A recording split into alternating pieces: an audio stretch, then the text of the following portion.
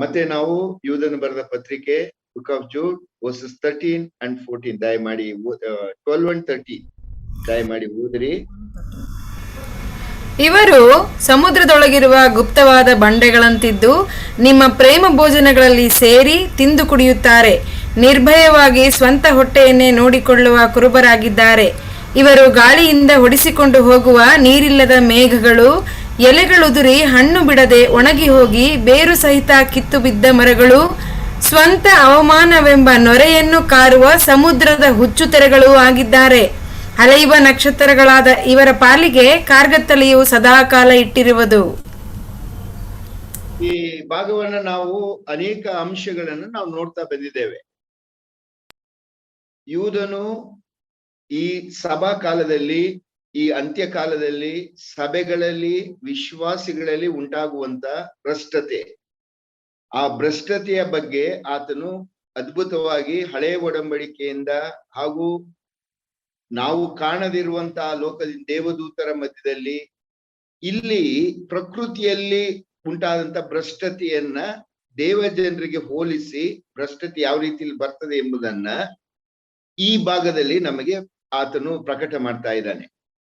ನಾವು ನೋಡುದು ಮೊದಲನೇದಾಗಿ ನೀರೊಳಗಿನ ಬಂಡೆ, ಅಂದ್ರೆ ಕಣ್ಣಿಗೆ ಕಾಣದ ಅಪಾಯ, ಅನ್ಸೀನ್ ಡೇಂಜರ್, ಗೊತ್ತಾಗುವುದಿಲ್ಲ. ಅದು ಒಟ್ಟಿಗೆ ಇರ್ತಾರೆ, ಅವರು ನೀರೊಳಗಿನ ಬಂಡೆ ರೀತಿಯಲ್ಲಿ ಇರ್ತಾರೆ, ಗೊತ್ತಾಗುವುದಿಲ್ಲ. ಯಾರು ಅವರ ಸಂಪರ್ಕಕ್ಕೆ ಬರ್ತಾರೆ ಅಪಾಯವನ್ನು ಉಂಟು ಮಾಡ್ತಾರೆ ಎಂಬ ಈ ಸತ್ಯವನ್ನ ಅವನು ಬಹಳ ಸುಂದರವಾಗಿ ಬರೀತಾನೆ. ಸಮುದ್ರದೊಳಗಿನ ಬಂಡೆಗಳು, ಸಮುದ್ರದೊಳಗಿನ ಬಂಡೆ ಕಣ್ಣಿಗೆ ಕಾಣಿಸೋಲ್ಲ, ಯಾವ ಉಪಯೋಗಕ್ಕೂ ಬರುವುದಿಲ್ಲ, ಗುಪ್ತವಾಗಿರ್ತದೆ. ಆದ್ರೆ ಯಾವುದೇ ಆ ಭಾಗದಲ್ಲಿ ಹೋಗುವಂತ ಹಡಗು ಅದಕ್ಕೆ ತಾಗಿದ್ರೆ ಆ ಹಡಗು ನಷ್ಟವಾಗ್ತದೆ, ಪ್ರಾಣ ನಷ್ಟವಾಗ್ತದೆ. ಇದು ಈ ಸಭೆಗಳಲ್ಲಿ ಇಂಥ ಜನರು ಕೂಡ ಸೇರ್ಕೊಂಡಿರ್ತಾರೆ. ಇಂಥವರ ವಿಚಾರದಲ್ಲಿ ನೀವು ಎಚ್ಚರಿಕೆ ಆಗಿರಬೇಕು. ಭ್ರಷ್ಟತೆ ಎಂಬುವಂಥದ್ದು ಈ ರೀತಿಯಲ್ಲಿ ಸಭೆಗಳಲ್ಲಿ ಹೋಗ್ತದೆ ಎಂಬುದನ್ನ ಅವನು ಹೇಳ್ತಾನೆ. ಎರಡನೇದಾಗಿ ಏನ್ ಹೇಳ್ತಾನೆ, ವಾಟರ್ಲೆಸ್ ಕ್ಲೌಡ್, ನೀರಿಲ್ಲದ ಮೇಘಗಳು. ನೀರಿಲ್ಲದ ಮೇಘಗಳಂದ್ರೆ ಫಾಲ್ಸ್ ಪ್ರಾಮಿಸ್, ಯಾವುದೇ ರೀತಿಯಾದ ಸುಳ್ಳು ಆಶ್ವಾಸನೆ. ನೋಡುವಾಗ ಏನೋ ಅವರಿಂದ ಏನೋ ಪ್ರಯೋಜನ, ಏನೋ ದೇವರ ಆತ್ಮನ ಬಲ, ಏನೋ ಆಶೀರ್ವಾದ ಎಂಬುದಾಗಿ ಬಯಸುವಂತ ಆ ದೇವ ಜನರಿಂದ ಅವರಲ್ಲಿ ನಿಜವಾದ ಆತ್ಮನೇ ಇರುವುದಿಲ್ಲ. ನೀರಿಗೆ ಹೋಲಿಸಲ್ಪಟ್ಟಂತ ದೇವರಾತ್ಮನೇ ಅವರಲ್ಲಿ ಇರುವುದಿಲ್ಲ. ಸುಮ್ಮನೆ ಅವರು ನಾಮಧೇಯ ಕ್ರೈಸ್ತರಾಗಿರ್ತಾರೆ. ಇವರಿಂದ ಯಾವುದೇ ರೀತಿಯಾದ ಆಶೀರ್ವಾದಗಳು ಉಂಟಾಗ್ಲಿಕ್ಕೆ ಸಾಧ್ಯತೆ ಇಲ್ಲ. ಇವರು ನೀರಿಲ್ಲದ ಮೇಘಗಳಂತಿದ್ದು ಯಾವುದೇ ರೀತಿಯಾದ ಸುಳ್ಳು ಆಶ್ವಾಸನೆ, ಇವರ ಜೀವಿತವೇ ಸುಳ್ಳಿನ ಜೀವಿತ ಆಗಿರ್ತದೆ, ಯಾವ ಪ್ರಯೋಜನಕ್ಕೂ ಬರುವುದಿಲ್ಲ ಎಂಬುದನ್ನ ಅವನು ತೋರಿಸಿದ. ನಾವು ಅದನ್ನ ಬಹಳ ವಿಸ್ತಾರವಾಗಿ ಕಲಿತು. ಮೂರನೇದಾಗಿ ಹೇಳ್ತಾನೆ, ಎಲೆಗಳುದುರಿ ಫಲವಿಲ್ಲದ ಒಣಗಿ ಹೋದ ಬೇರು ಸಹಿತ ಕಿತ್ತು ಬಿದ್ದ ಮರಗಳು. ಇದು ಏನನ್ಕೊಡ್ತದೆ? ಬೇರೆನ್ ಪ್ರೊಫೆಷನ್, ಯಾವ ರೀತಿಯಾದಂತ ಫಲವಿಲ್ಲದಂತ ಜೀವಿತ.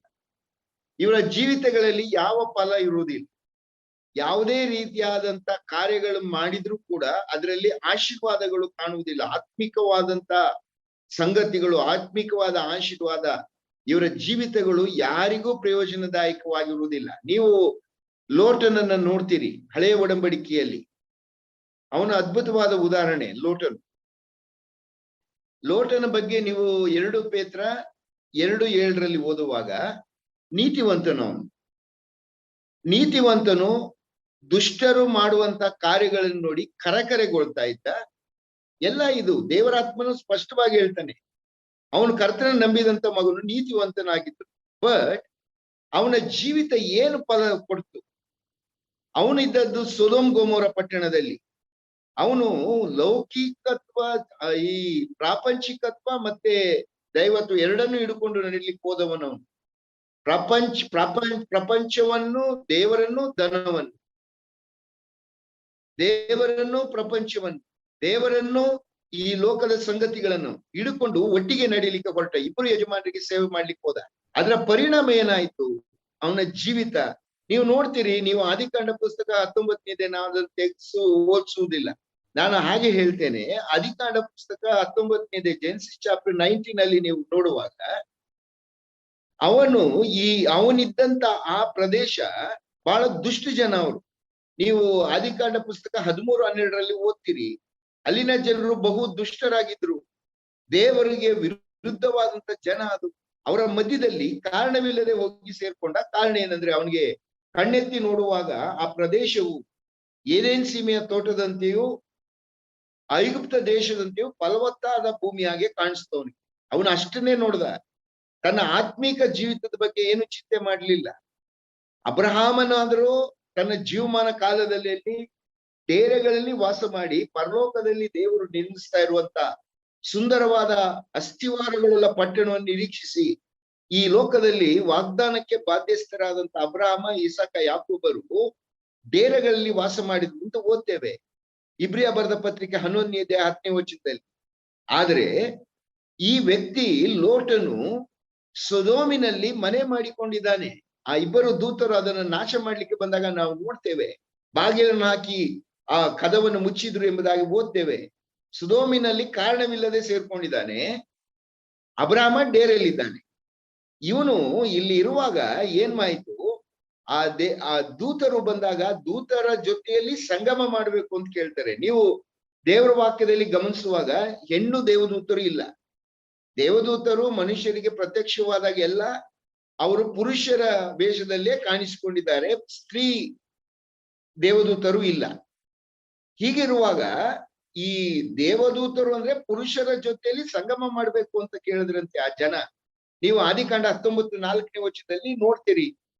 ಪೌಲನ್ ಇದನ್ನ ಬಗ್ಗೆ ಬರೀತಾನೆ ರೋಮಾಪುರದವರೆಗೆ ಬರೆದ ಪತ್ರಿಕೆ 1:25 ಕೇವಲ ಅಸಹ್ಯವಾದಂತ ಕಾರ್ಯಗಳು, ಪುರುಷನ ಜೊತೆಯಲ್ಲಿ ಸ್ತ್ರೀಯರ ಜೊತೆಯಲ್ಲಿ ಕಾಮಾತುರದಿಂದ ವರ್ತಿಸುವಂತದ್ದು, ದೇವರು ಇವರನ್ನ ಹೊಲಸಿಗೆ ಬಿಟ್ಟಿದ್ದಾನೆ, ನಾಶನಕ್ಕೆ ಬಿಟ್ಟಿದ್ದಾನೆ ಅಂತ ಓದ್ತೀರಿ.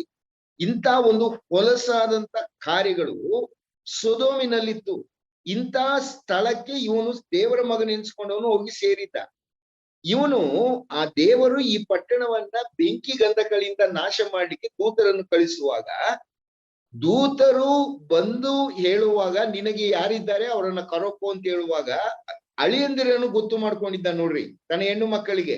ಈ ದುಷ್ಟ ಜನಾಂಗದ ಮಧ್ಯದಿಂದ ಅವರೇ ಬಳಿ ಹೇಳುವಾಗ ಅವರು ಗೇಲಿ ಮಾಡುವಂತೆ ಕಾಣ್ತಾನೆ. ಇವನೇನು ಆಕಾಶದ ಬೆಂಕಿ ಬೀಳದಂತೆ ಇವನು ಯಾವನು ಅಂತ ಹೇಳಿ ಗೇಲಿ ಮಾಡಿದ್ರು ಅಂತ ಓದ್ತೀರಿ.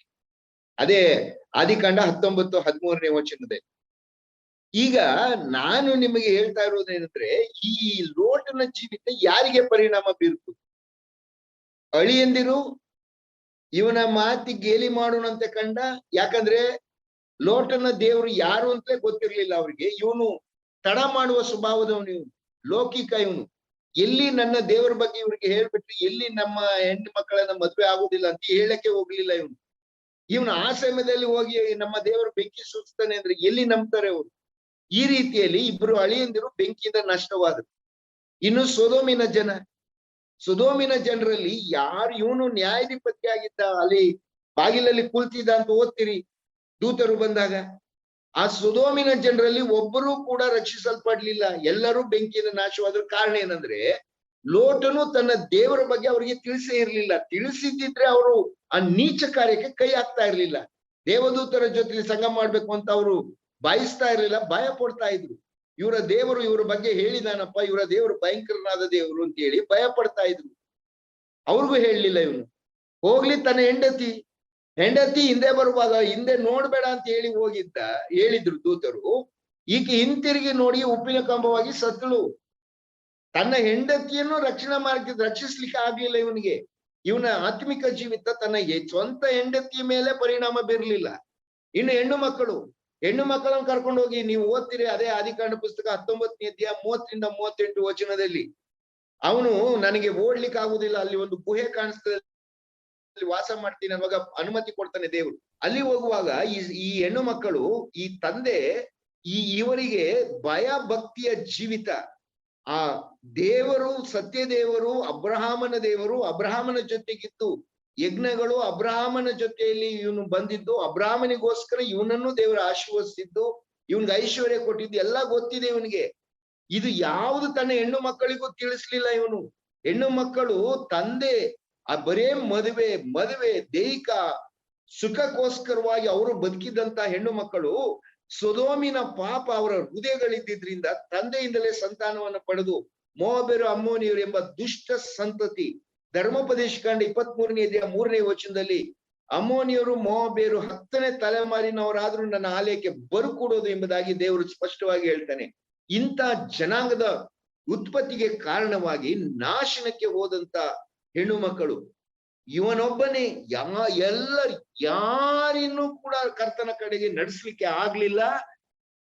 ನಡೆಸ್ಲಿಲ್ಲ. ಏನು ಪ್ರಯೋಜನ ಆಯ್ತು? ನೀರಿಲ್ಲದ ಮೇಘ, ನೀತಿವಂತನಾದಂತ ಲೋಟ. ಅವನ ನೀತಿ ಏನಕ್ಕೆ ಪ್ರಯೋಜನಕ್ಕೆ ಬಂತು? ಯಾರಿಗೆ ಪ್ರಯೋಜನಕ್ಕೆ ಬಂತು? ಈ ದಿವಸ ಇದನ್ನ ಕೇಳ್ತಾ ಇರುವ ನನ್ನ ದೇವ ಮಕ್ಕಳೇ, ನಿನ್ನ ಜೀವಿತ ಯಾರ ಮೇಲೆ ಪರಿಣಾಮ ಬೀರದೆ? ನಿನ್ನ ಗಂಡ ರಕ್ಷಣೆ ಮಾರ್ಗದಲ್ಲಿ ಇದ್ದಾನೋ ಪ್ರಿಯ ಸ್ತ್ರೀ? ನಿನ್ನ ಹೆಂಡತಿ ರಕ್ಷಣೆ ಮಾರ್ಗದಲ್ಲಿ ಇದ್ದಾಳು? ನಿನ್ನ ಜೀವಿತ ನಿನ್ನ ಮಕ್ಕಳ ಮೇಲೆ ಪರಿಣಾಮ ಬೀರಿದೆಯೋ? ನಿನ್ನ ಮಕ್ಕಳು ಕರ್ತನ ದಾರಿಯಲ್ಲಿದ್ದಾರೋ? ನಿಮ್ಮ ಸಂಬಂಧಿಕರು ತಂದೆ ತಾಯಿ ರಕ್ಷಣಾ ಮಾರ್ಗದಲ್ಲಿದ್ದಾರೋ? ನೀವು ಎಲ್ಲಿ ಏನು ಮಾಡ್ತಾ ಇದ್ದೀರಿ? ನಾಮಧೇಯ ಕ್ರೈಸ್ತರಾಗಿ, ಲೌಕಿಕರಾಗಿ, ಯಾವುದೇ ಒಂದು ರೀತಿಯ ಫಲದಾಯಕವಲ್ಲದ ಜೀವಿತವನ್ನ ನಡೆಸುತ್ತಾ ನೀರಿಲ್ಲದ ಮೇಘಗಳು ಭ್ರಷ್ಟರಾಗಿ ನೀವು ಜೀವಿಸ್ತಾ ಇದ್ರೆ, ಇದು ಕರೆಗಂಟೆ, ಎಚ್ಚರಿಕೆಯ ಗಂಟೆ. ಯೂದನ ಮೂಲಕ ನಿನಗೆ ಕೊಡ್ತಾ ಇರುವಂತ ಎಚ್ಚರಿಕೆ ಏನಂದ್ರೆ, ನಿಜವಾದ ರಕ್ಷಣೆ ಮಾರ್ಗದಲ್ಲಿ ಇದೆಯೋ? ನೀನು ಪರೀಕ್ಷೆ ಮಾಡು, ನಿನ್ನನ್ನ ಪರೀಕ್ಷೆ ಮಾಡ್ಕೊ. ಪೌಲನು ಬರೀತಾನಲ್ವಾ 2 ಕೊರಿಂಥದವರಿಗೆ ಬರೆದ ಪತ್ರಿಕೆ 13ನೇ ಅಧ್ಯಾಯ 5ನೇ ವಚನದಲ್ಲಿ, ಕ್ರಿಸ್ತ ನಂಬಿಕೆಯಲ್ಲಿ ಇದ್ದರೋ ಇಲ್ಲವೋ ನಿಮ್ಮನ್ನು ನೀವೇ ಪರೀಕ್ಷೆ ಮಾಡಿಕೊಳ್ಳಿರಿ. ಏನು? ಕ್ರಿಸ್ತನು ನಿಮ್ಮಲ್ಲಿದ್ದಾನೆಂಬುದು ನಿಮಗೆ ಗೊತ್ತಿಲ್ಲವೋ? ಕ್ರಿಸ್ತನು ನಿಮ್ಮಲ್ಲಿ ಇಲ್ಲದೆ ಹೋದ್ರೆ ನೀವು ಅಯೋಗ್ಯರೇ ಸರಿ ಎಂಬ ಎಚ್ಚರಿಕೆಯನ್ನು ನಮಗೆ ಕೊಡ್ತಾನೆ. ಈ ದಿವಸ ನೀವು ಯಾವ ಮೇಘವಾಗಿದ್ದೇವೆ? ಫಲವಿಲ್ಲದಂತ ಜೀವಿತ. ಮತ್ತೆ ಕಳೆದ ಸಲ ನಾವು ನೋಡುದು, ಎಲೆಗಳು ಉದುರಿ ಒಣಗಿ ಹೋಗಿ ಬೇರು ಸಹಿತ ಕಿತ್ತಂತ ಮರಗಳು. ಈ ಮರಗಳ ಬಗ್ಗೆ ಎಲ್ಲ ಕಲಿತಾ ಇದೆ. ಈ ದಿವಸ ನಾನು ಮುಂದಕ್ಕೆ ಹೋಗ್ತೀನಿ. ಮತ್ತೆ ಏನ್ ಹೇಳ್ತಾನೆ ಅವನು? 4ನೇದಾಗಿ, ಸ್ವಂತ ಅವಮಾನವೆಂಬ ನೊರೆಯನ್ನು ಕಾರುವ ಸಮುದ್ರದ ಹುಚ್ಚು ತೆರೆಗಳು ಆಗಿದ್ದಾರೆ ಇವರು. ಇವರನ್ನ ಎಲ್ಲಿಗೆ ಹೋಲಿಸ್ತಾನೆ? ಈ ಮತಭ್ರಷ್ಟರನ್ನ ಸಮುದ್ರದ ಹುಚ್ಚು ತೆರೆಗಳು. ಏನು ಹುಚ್ಚೆ ತೆರೆಗಳು ಅಂದ್ರೆ? ವೇಸ್ಟೆಡ್ ಎಫರ್ಟ್, ಯಾವ ಪ್ರಯೋಜನಕ್ಕೂ ಬರುವುದಿಲ್ಲ. ಈ ಸಮುದ್ರದ ತೆರೆಗಳನ್ನ, ಈ ಸಮುದ್ರವನ್ನ ಯಾರಿಗೆ ಹೋಲಿಸಿದಾನೆ ದೇವ್ರ ವಾಕ್ಯದಲ್ಲಿ? ದಯಮಾಡಿ ಯೆಶಾಯನ ಬರೆದ ಪ್ರವಾದನೆ 57ನೇ ಅಧ್ಯಾಯ, ಐಸಾಯಾ ಚಾಪ್ಟರ್ 57 ವರ್ಸಸ್ 20 and 21. ದುಷ್ಟರಾದರೂ ಅಲ್ಲೋಲ ಕಲ್ಲೋಲವಾದ ಸಮುದ್ರದಂತಿದ್ದಾರೆ. ಅದು ಸುಮ್ಮನಿರದು, ಅದರ ತೆರೆಗಳು ಕೆಸರನ್ನು ಬುರುದೆಯನ್ನು ಕಾರುತ್ತಲಿರುತ್ತವೆ. ಗಮನಿಸ್ರಿ, ದುಷ್ಟರನ್ನ ಸಮುದ್ರಕ್ಕೆ ಹೋಲಿಸಿದ್ದಾನೆ ದೇವ್ರ ವಾಕ್ಯದಲ್ಲಿ. ದುಷ್ಟರೇ ಅಂದ್ರೆ ಯಾರು? ಪಾಪಿಷ್ಟರು, ರಕ್ಷಣಾ ಮಾರ್ಗದಲ್ಲಿ ಇಲ್ಲದೆ ಇರುವಂತವ್ರು. ಇವ್ರು ಹೇಗಿರ್ತಾರೆ ಅಂತ ಹೇಳಿದ್ರೆ, ಇವರು ಸಮಾಧಾನವಾಗಲು. ನೀವು ಒಂದು ವೇಳೆ ಸಮುದ್ರವನ್ನು ಹೋಗಿ ನೋಡ್ರಿ, ನಿಮಗೆ ಚೆನ್ನಾಗಿ ಅರ್ಥ ಆಗ್ತದೆ. ಯಾಕಂದ್ರೆ ನಾವೆಲ್ಲ ಸಮುದ್ರ ತೀರದಲ್ಲಿ ಇರುವಂತವ್ರಲ್ಲ. ನಾವು ಯಾವಾಗಲೂ ಹೀಗೆ ಹೋದಾಗ ನೋಡ್ಬೇಕಷ್ಟೆ. ನಾನು ಈ ಕುಮಟಾಕ್ ಹೋಗಿದ್ದೆ. ಕುಮಟಾಕ್ ಹೋದಾಗ ಅಲ್ಲಿ ಸಹೋದರರು ನನ್ನನ್ನ ಕರ್ಕೊಂಡು ಹೋದ್ರು. ನಾನು ಸಮುದ್ರ ನೋಡ್ಬೇಕು ಅಂತ ಹೇಳಿದೆ. ಕುಮಟಾ ಅದು ಸೀಶೋರ್. ಒಂದು ವೇಳೆ ಅವ್ರು ಇರ್ಬೋದು, ಹನುಮಂತವ್ರು ಇರ್ಬೋದು ಇದ್ರಲ್ಲಿ, ಈ ಝೂಮ್ ಅಲ್ಲಿ. ಅಲ್ಲಿರೋರೆಲ್ಲ ಅವರು ಬೋಟ್ಗಳನ್ನು ಓಡಿಸುವಂತವ್ರು, ಅವರು ಮೀನುಗಾರಿಕೆಯಲ್ಲಿ ತೊಡಗಿಸಿಕೊಂಡಿರುವಂತವ್ರು. ಸರಿ, ನನ್ನನ್ನ ಕರ್ಕೊಂಡು ಹೋದ್ರು. ನಾನು ಹೋಗಿ ಆ ದೂರದಲ್ಲಿ ನೋಡುವಾಗ್ಲೇ ಸಾಕು, ಹೋಗೋಣ ವಾಪಸ್ ಅಂದೆ. ಇದೇನು ಇಲ್ಲಿ ಹತ್ರ ಹೋಗೋಣ ಅಂತ. ಆ ಸಮುದ್ರದ ತೆರೆ ನೋಡ್ತಾ ಇದ್ರೆ ಭಯ ಆಗ್ತದೆ. ಮತ್ತೆ ಅವ್ರು ಕರ್ಕೊಂಡು ಹೋದ್ರು ನನ್ನ ಹತ್ರಕ್ಕೆ. ಬಟ್ ಪ್ರಯೋಜನ ಏನು? ಮೇಲೆ ಬಂದಂಗ್ ಬರ್ತದೆ, ಟಸ್ ಮತ್ತೆ ಹಿಂದಕ್ಕೆ ಹೋಗ್ತದೆ. ಏನು ಪ್ರಯೋಜನ? ಸಮುದ್ರದ ಹುಚ್ಚು ತೆರೆಗಳು, ಪ್ರಯೋಜನಕ್ಕೆ ಬರದ ತೆರೆಗಳು. ಯಾವ ಪ್ರಯೋಜನವಿಲ್ಲ. ಅದು ಒಂದು ಕಲ್ಲು ಅದರ ಮಧ್ಯದಲ್ಲಿದ್ರೆ ಏನು ಕಲ್ಲನ್ನ ನುಂಗುವ ರೀತಿಯಲ್ಲಿ ಬರ್ತದೆ. ಆ ಕಲ್ಲು ಎಷ್ಟೇ ಇದು ತೆರೆ ಮೇಲ್ ಬಿದ್ರು ಅದೇ ತೆರೆ ವಾಪಸ್ ಹೋಗ್ಬೇಕೆ ಹೊರತು ಕಲ್ಲು ಏನಾಗುದಿಲ್ಲ, ಹಾಗೆ ಇರ್ತದೆ. ನಿಜ ವಿಶ್ವಾಸಿಗಳು ಹಾಗೆ. ಈ ಸುಳ್ಳು ವಿಶ್ವಾಸಿಗಳು, ಭ್ರಷ್ಟರು, ಇವರು ಸಭೆಗಳಲ್ಲಿ, ಕ್ರೈಸ್ತ ಜೀವಿತಗಳಲ್ಲಿ ತೆರೆಗಳನ್ನು ಉಂಟು ಮಾಡುವಂತವರು. ಇವರು ಆರ್ಭಟಿಸುವಂತವರು, ಹುಚ್ಚು ತೆರೆಗಳು, ಕೆಸರನ್ನ ಬುರುದೆಯನ್ನ ಸುಮ್ಮನೆ ಕಾರ್ತಾನೆ ಇರ್ತಾರೆ. ಇವರು ಸಮಾಧಾನವಾಗೋದೇ ಇಲ್ಲ, ಸಮಾಧಾನವಾಗುವುದಿಲ್ಲ. ಆದ್ರೆ ದೇವರ ವಾಕ್ಯದಲ್ಲಿ ದಯಮಾಡಿ 104ನೇ ಕೀರ್ತನೆ 9ನೇ ವಚನ, 104ನೇ ಕೀರ್ತನೆ 9ನೇ ವಚನ. ಜಲರಾಶಿಗಳು ಬಂದು ಪುನಃ ಭೂಮಿಯನ್ನು ಮುಚ್ಚಿಕೊಳ್ಳದ ಹಾಗೆ ನೀನು ಮೇರೆಯನ್ನು ಗೊತ್ತು ಮಾಡಿದಿ. ಹೌದು, ದೇವರು ಅದಕ್ಕೊಂದು ಮೇರೆಯನ್ನ ಗೊತ್ತು ಮಾಡಿದ್ದಾನೆ. ಸಮುದ್ರ ಎಷ್ಟೇ ಆರ್ಭಟ ಮಾಡಿದ್ರು ದೇವರು ಒಂದು ಮೇರೆ ಇಟ್ಟಿದ್ದಾನೆ, ಅದು ದಾಟಿ ಬರದಂತೆ. ಈ ದುಷ್ಟರು ಹಾಗೆ ಸಮುದ್ರದ ಹುಚ್ಚು ತೆರೆಗಳಂತೆ ಆರ್ಭಟಿಸ್ತಾರೆ. ಬಟ್ ದೇವರು ಅವರನ್ನು ನಿಯಂತ್ರಣದಲ್ಲಿ ಇಟ್ಟಿದ್ದಾನೆ. ಇದನ್ನ ಈ ವಾಕ್ಯ ಭಾಗದಲ್ಲಿ ಓದ್ತೀವಿ. ಮತ್ತೆ 89ನೇ ಕೀರ್ತನೆ 9ನೇ ವಚನ. ಸಮುದ್ರದ ಅಲ್ಲಕಲ್ಲೋಲಗಳನ್ನು ಅಂಕೆಯಲ್ಲಿಟ್ಟುಕೊಂಡಿರುವವನು ನೀನು. ಕರ್ತನು ಈ ದುಷ್ಟರನ್ನ, ಸಮುದ್ರದ ಅಲ್ಲಕಲ್ಲೋಲಗಳನ್ನ ಅಂಕೆಯಲ್ಲಿಟ್ಟುಕೊಂಡಿರುವಂತ ನನ್ನ ಕರ್ತನು, ಆತನು ನಮ್ಮ ಜೊತೆಯಲ್ಲಿದ್ದು ಈ ಬಂಡೆ ಹಾಗೆ ನಾವು ಇದು ನೀರೊಳಗಿನ ಬಂಡೆಯಲ್ಲಿ ನೋಡುದು, ನಾವು ನೀರಿನ ಮೇಲಿನ ಬಂಡೆಗಳು, ನಾವು ಮುಖ್ಯವಾದ ಮೂಲೆಗಲ್ಲಿನ ಸಭೆ ಎಂಬ ಕ್ರಿಸ್ತನ ಮೇಲೆ ಕಟ್ಟಲ್ಪಟ್ಟಿರುವಂತ ಕಲ್ಲುಗಳು, ಜೀವವುಳ್ಳ ಕಲ್ಲುಗಳು, ನಾವು ದೇವರಿಂದ ಆಯಲ್ಪಟ್ಟ ಕಲ್ಲುಗಳು. ಇಂಥ ಒಂದು ಕಲ್ಲುಗಳಾದಂತ ನಮಗೆ ನಿಮಗೆ ಈ ಸಮುದ್ರದ ಹುಚ್ಚು ತೆರೆಗಳು ಯಾವುದೇ ಅಪಾಯವನ್ನು ಮಾಡದಂತೆ ದೇವರು ಅಂಕಿಯನ್ನ, ಅದಕ್ಕೊಂದು ಸ್ಥಿತಿಯನ್ನ ನಿರ್ಮಾಣ ಮಾಡಿ ಇಟ್ಟಿದ್ದಾನೆ. ಅದಕ್ಕೊಂದು ದೇವರು ಎಂದಿಗೂ ಕೂಡ ತನ್ನ ನಿಜ ದೇವ ಮಕ್ಕಳಿಗೆ ಈ ಭ್ರಷ್ಟರಿಂದ ಅಪಾಯವಾಗದಂತೆ ಹುಚ್ಚು ತೆರೆಗಳಿರುವಂತ ಇವರು. ಏನದು ಹುಚ್ಚು ತೆರೆ ಅಂತ ಹೇಳಿದ್ರೆ, ಯೆಶಾಯನು ಬರೀತಾನೆ, ಯೆಶಾಯ 57:20-21 ಸಮುದ್ರದ ಹುಚ್ಚು ತೆರೆಗಳಂತ ಇರ್ತಾರೆ ಇವರು, ಸಮಾಧಾನವಾಗಲು. ಇವರ ಜೀವಿತ ಹೇಗಿರ್ತದೆ ಅಂತ ಹೇಳಿದ್ರೆ, ಯಾವುದನ್ನು ಒಪ್ಪಿಕೊಳ್ಳಲ್ಲ ಇವರು, ಎಲ್ಲದಕ್ಕೂ ಗೊಣಗ್ತಾರೆ, ಪ್ರತಿಯೊಂದಕ್ಕೂ ಗೊಣಗ್ತಾರೆ. ಅಂದ್ರೆ ಇವ್ರು ಯಾವ ಜೀವಿತ ಇರ್ತದೆ ಇವರಲ್ಲಿ, ತೃಪ್ತಿ ಇಲ್ಲದಂತ ಜೀವಿತ. ಇಬ್ರಿಯ ಬರೆದ ಪತ್ರಿಕೆಯಲ್ಲಿ ದೇವರಾತ್ಮ ಏನ್ ಹೇಳ್ತಾನೆ, ಇಬ್ರಿಯ ಬರೆದ ಪತ್ರಿಕೆ 13ನೇ ಅಧ್ಯಾಯ 5 ಮತ್ತು 6ನೇ ವಚನ. ಇಬ್ರಿಯ 13, 5 ಮತ್ತು 6ನೇ ವಚನ. ದ್ರವ್ಯಾಶ ಇಲ್ಲದವರಾಗಿರಿ, ನಿಮ್ಮಗಿರುವುಗಳಲ್ಲಿ ತೃಪ್ತರಾಗಿರಿ. ನಾನು ತೃಪ್ತರಾಗಿರ್ರಿ. ಇದು ದೇವರ ವಾಕ್ಯದ ನಿಯಮ. ಕರ್ತನು ತನ್ನ ಮಕ್ಕಳಿಗೆ ನಿಮಗಿರುವುಗಳಲ್ಲಿ ತೃಪ್ತರಾಗಿರ್ರಿ, ಯಾಕಂದ್ರೆ ನಾನು ನಿಮ್ಮನ್ನ ಕೈ ಬಿಡುವುದಿಲ್ಲ, ತೊರೆಯುವುದಿಲ್ಲ. ಮುಂದಿನ ಭಾಗದಲ್ಲಿ ಅದೇ ಇದೆ, ಓದ್ರಿ ಸಿಸ್ಟರ್. ನಾನು ನಿನ್ನನ್ನು ಎಂದಿಗೂ ಕೈ ಬಿಡುವುದಿಲ್ಲ, ಎಂದಿಗೂ ತೊರೆಯುವುದಿಲ್ಲವೆಂದು ದೇವರು ತಾನೇ ಹೇಳಿದ್ದಾನೆ. ಗಮನಿಸ್ರಿ, ನೀನು ಯಾಕೆ ಭಯ ಪಡ್ತಿ?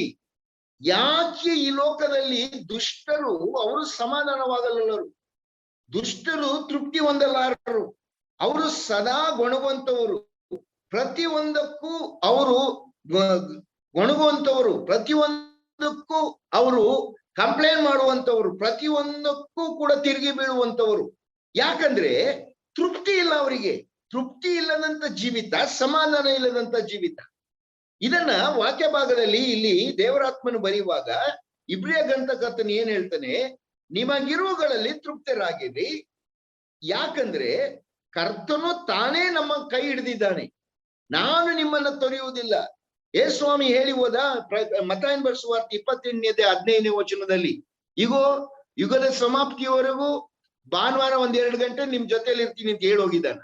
ಸ್ವಾಮಿ ಏನ್ ಹೇಳಿದ್ದಾನೆ, ಇಗೋ ಯುಗದ ಸಮಾಪ್ತಿಯವರೆಗೂ ಎಲ್ಲಾ ದಿವಸ ನಾನು ನಿಮ್ಮ ಸಂಗಡಲೇ ಇದ್ದೇನೆ.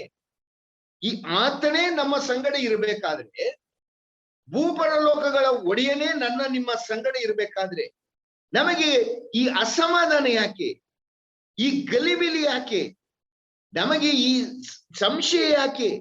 ಇದು ಒಬ್ಬ ದುಷ್ಟ ಮತಭ್ರಷ್ಟನಲ್ಲಿ ಇರಬೇಕಾದಂತ ಯೋಚನೆ. ಮತಭ್ರಷ್ಟನು ಅಂದ್ರೆ ಅರ್ಥ ಏನು? ಅವನ ಮನಸ್ಸು ಅಲ್ಲಕಲ್ಲೋಲವಾದಂತ ಸಮುದ್ರ. ಆ ತರ ಇರ್ತಾನೆ ಅವನು. ಪ್ರತಿಯೊಂದಕ್ಕೂ ಕೆಸರು ಬುರದೆಯನ್ನ ಕಾಡ್ತಾ ಇರ್ತಾನೆ. ದೇವರನ್ನ ದೂಷಿಸ್ತಾನೆ, ಮನುಷ್ಯರನ್ನ ದೂಷಿಸ್ತಾನೆ, ದೇವರ ಸೇವಕರನ್ನ ದೂಷಿಸ್ತಾನೆ, ಹೆಂಡತಿನ ದೂಷಿಸ್ತಾನೆ, ಗಂಡನ ದೂಷಿಸ್ತಾರೆ, ಮಕ್ಕಳನ್ನ ದೂಷಿಸ್ತಾರೆ. ಯಾರನ್ನೂ ಬಿಡುವುದಿಲ್ಲ ಅವರು. ಇದು ಭ್ರಷ್ಟತೆಯ ಸಂಕೇತ ಎಂಬುದಾಗಿ ಯೂದನು ಬರೀತಾನೆ. ಈಗ ದೇವ್ರ ವಾಕ್ಯದಲ್ಲಿ ಏನ್ ಹೇಳ್ತಾನೆ? 1 ತಿಮೋಥಿ 6ನೇ ಅಧ್ಯಾಯ 1ನೇ ವಚನ. 1 Timothy chapter 6 verse 1. ದಾಸರಾಗಿ ಮತ್ತೊಬ್ಬರ ಅಧೀನದಲ್ಲಿರುವವರು ತಮ್ಮ ಯಜಮಾನರನ್ನು ಎಲ್ಲಾ ಮಾನಕ್ಕೂ ಯೋಗ್ಯರೆಂದೆಣಿಸಲಿ, ಇಲ್ಲದಿದ್ದರೆ ದೇವರ ನಾಮಕ್ಕೂ ನಾವು ಹೊಂದಿರುವ ಉಪದೇಶಕ್ಕೂ ನಿಂದೆ ಉಂಟಾದೀತು. ಗಮನಿಸ್ರಿ, ಈಗ ನಿನ್ನನ್ನ ದೇವರು ಯಜಮಾನನಾಗಿಟ್ಟಿದ್ದಾನ, ತೃಪ್ತಿ ಪಡು. ನಿನ್ನನ್ನ ಗುಲಾಮನಾಗಿಟ್ಟಿದ್ದಾನ, ಅದರಲ್ಲೇ ತೃಪ್ತಿ ಪಡು. ಇಲ್ಲೇ ಹೋದ್ರೆ ನೀನು ನಂಬಿರುವ ದೇವರಿಗೆ ಅಪಮಾನ ಮಾಡ್ತೀನಿ. ನೀನು ಏನ್ ಹೇಳ್ತಾನೆ? ದೇವರು ಯಾವುದ ಸ್ಥಿತಿಯನ್ನ ನಮಗೆ ಕೊಟ್ಟಿದ್ದಾನೆ ನಮ್ಮ ಹಿತಕ್ಕಾಗಿಯೇ, ನಮ್ಮ ಹಿತಕ್ಕಾಗಿಯೇ. ಆತನು ಯಾರು, ಆತನು ಏನು ಎಂಬುದನ್ನು ನಾವು ಸರಿಯಾಗಿ ತಿಳ್ಕೊಂಡ್ರೆ ಖಂಡಿತವಾಗಿ ನಾವು ಗೊಣಗುಟ್ಲಿಕ್ಕೆ ಹೋಗುವುದಿಲ್ಲ. ನಮಗಿರುವಂತ ಸ್ಥಿತಿಯಲ್ಲಿ ತೃಪ್ತಿ ಪಡ್ತೇವೆ. ಯಾರು ತೃಪ್ತಿ ಇಲ್ಲದೆ ಗುಣಗುಟ್ಟುವವರು ಭ್ರಷ್ಟರವರು. ಭ್ರಷ್ಟರು ಅಲ್ಲಕಲ್ಲೋಲವಾದಂತ ಸಮುದ್ರದಂತಿರ್ತಾರೆ. ಅವರು ಸಮಾಧಾನವಾಗಲುಳ್ಳರು. ಈ ಭ್ರಷ್ಟತೆಯ ಸಂಕೇತವೇ ಅಸಮಾಧಾನ. ಯಾವುದರಲ್ಲೂ ತೃಪ್ತಿ ಇರುವುದಿಲ್ಲ ಅವರಿಗೆ. ಪ್ರತಿಯೊಂದರಲ್ಲೂ ಕೂಡ ಗೊಣಗುವಂತವ್ರು, ತಿರುಗಿ ಬೀಳುವಂತವ್ರು. ಹೀಗಿರುವಾಗ ಇಲ್ಲಿ ದೇವರ ವಾಕ್ಯದಲ್ಲಿ ಹೇಳ್ತಾನೆ, ನೀನು ದಾಸನಾಗಿ ನೀನು ಇಟ್ಟಿದ್ರೆ ತೃಪ್ತಿ ಪಡು, ಯಜಮಾನನಾಗಿ ಇಟ್ಟಿದ್ದಾನ ತೃಪ್ತಿ ಪಡು. ಇಲ್ಲೇ ಹೋದ್ರೆ ಏನಾಗ್ತದೆ? ನೀನು ಹೊಂದಿರುವಂತ ರಕ್ಷಣೆಗೂ ನೀನು ನಂಬಿರುವಂತ ಕರ್ತನಿಗೂ ನೀನು ಅಪಮಾನ ಮಾಡುವನಾಗಿರ್ತಿ.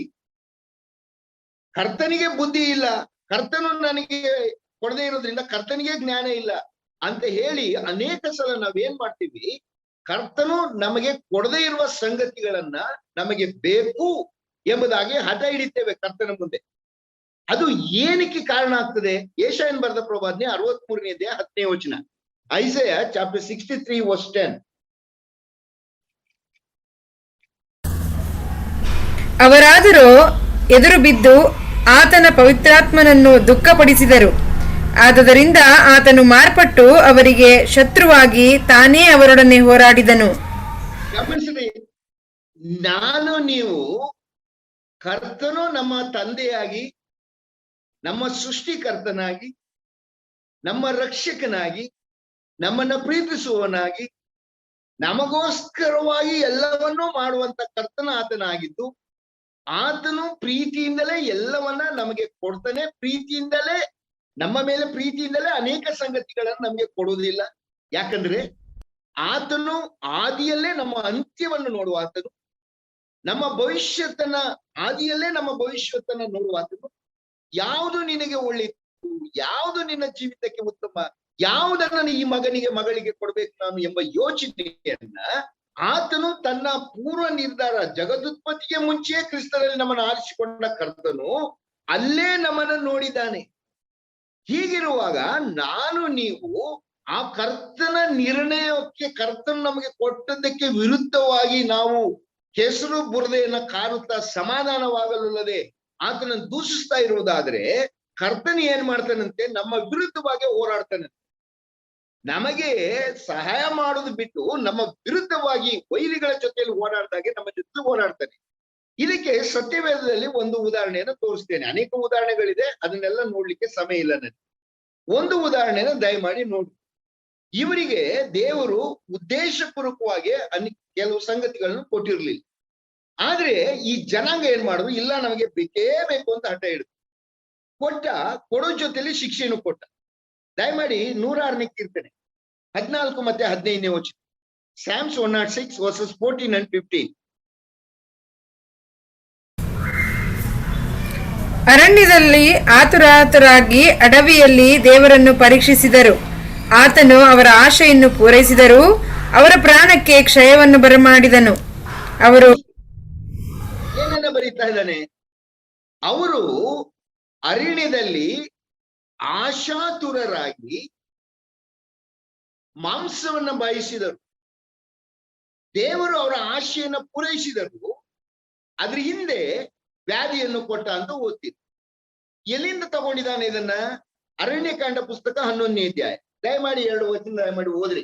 ಅರಣ್ಯಕಾಂಡ ಪುಸ್ತಕ 11ನೇ ಅಧ್ಯಾಯ 19 ಮತ್ತು 20ನೇ ವಚನ. ನಿಮ್ಮ ಮಧ್ಯದಲ್ಲಿರುವ ಯೆಹೋವನನ್ನು ನೀವು ಉಲ್ಲಂಘಿಸಿ, ಅಯ್ಯೋ, ನಾವು ಐಗುಪ್ತ ದೇಶವನ್ನು ಬಿಟ್ಟು ಬಂದದ್ದು ಮೋಸವಾಯಿತೆಂದು ಆತನ ಮುಂದೆ ಅತ್ತದ್ದರಿಂದ ನೀವು 1 ದಿನವಲ್ಲ, 2 ದಿನವಲ್ಲ, 5 ದಿನವಲ್ಲ, 10 ದಿನವಲ್ಲ, 20 ದಿನವಲ್ಲ, ಪೂರಾ 1 ತಿಂಗಳು ಮಾಂಸವನ್ನು ಊಟ ಮಾಡುವಿರಿ.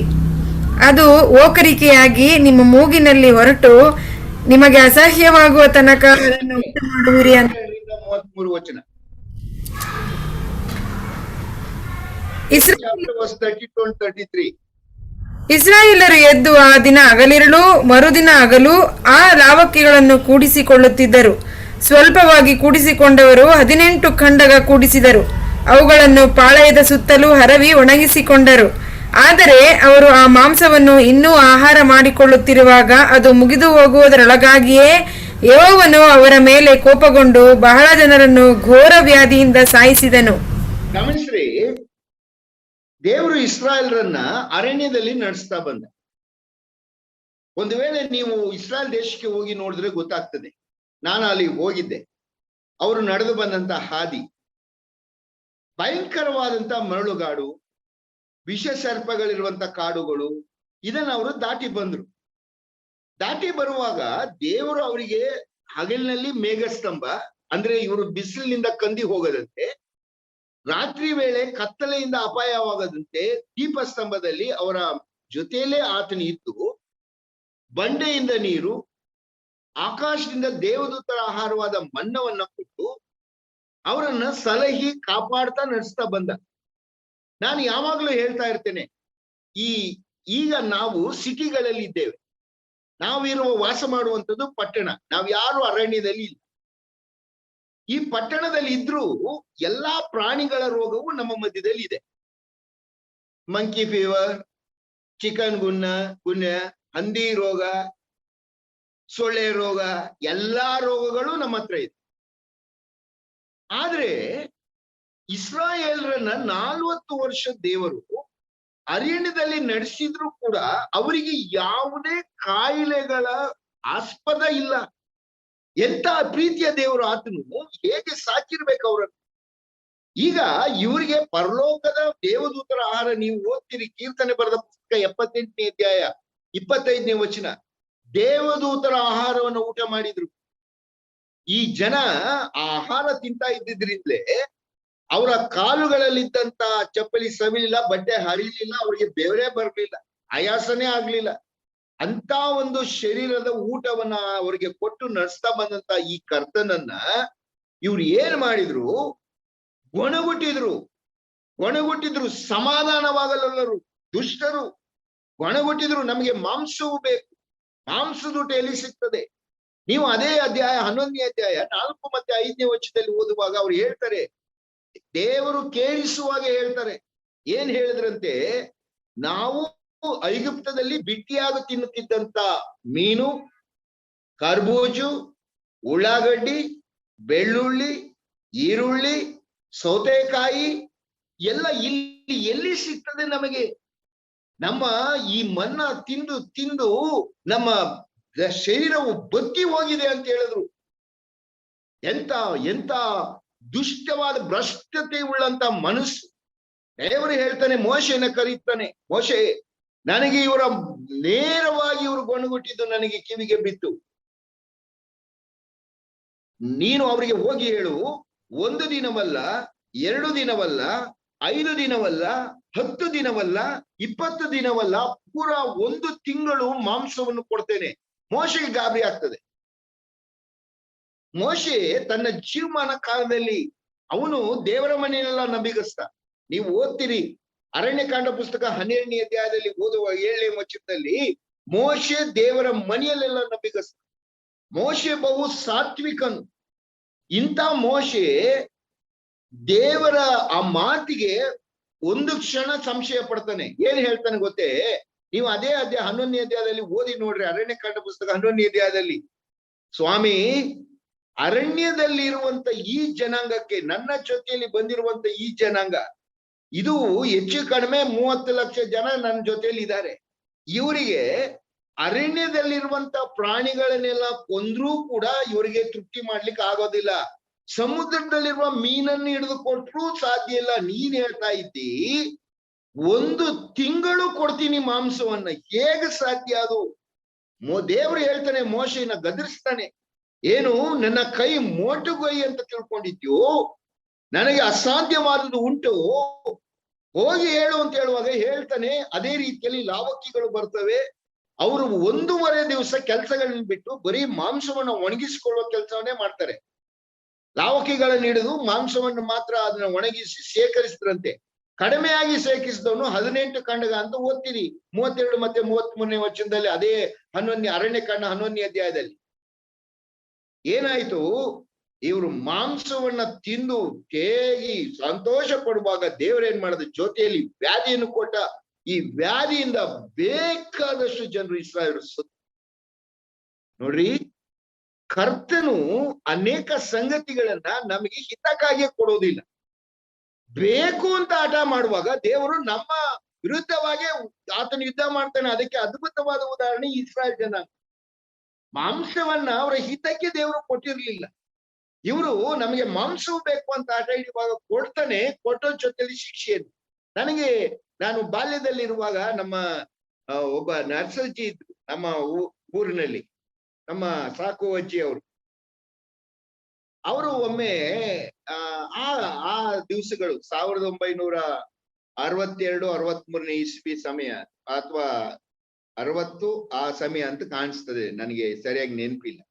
ಆ ಸಮಯದಲ್ಲಿ ಅವರು ನಮ್ಮ ಅಲ್ಲಿ ಕೊಳ್ಳೇಗಾಲದಲ್ಲಿ ನಮ್ಮ ಸಭೆ ಮುಂದೆ ಒಂದು ಗೂಡಂಗಡಿ, ಪೆಟ್ಟಿಗೆ ಅಂಗಡಿ ಇತ್ತು.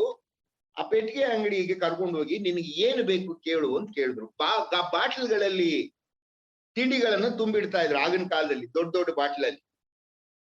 ಸರಿ, ಎಲ್ಲ ನೋಡ್ದೆ. ನನಗೆ ಈ ಕೋಡ್ಬಳೆ ಇದೆಯಲ್ಲ, ಯಾವ ರೀತಿಯಲ್ಲಿ ಅವಳಿಗೆ ನೋಡ್ಲಿಕ್ಕೆ ರಮ್ಯವಾಗಿಯೂ ಸೌಂದರ್ಯವಾಗಿಯೂ ಹಣ್ಣು ಕಾಣಿಸ್ತಲ್ಲ, ನನಗೆ ಈ ಕೋಡ್ಬಳೆ ಕಾಣಿಸ್ತು.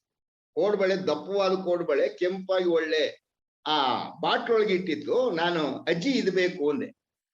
ಅವ್ರು ಹೇಳಿದ್ರು, ಬೇಡ ಕೂಸು, ಇದು ಬೇಡ, ಖಾರ ಇರ್ತದೆ, ಬೇಡ ಅಂತ. ಇಲ್ಲ ಬೇಕು ಅಂದಾಗ ಕೊಡು ಅಂತಂದ್ರು ಅವ್ನಿಗೆ, ಅಂಗಡಿಯವನಿಗೆ ಕೊಟ್ರು.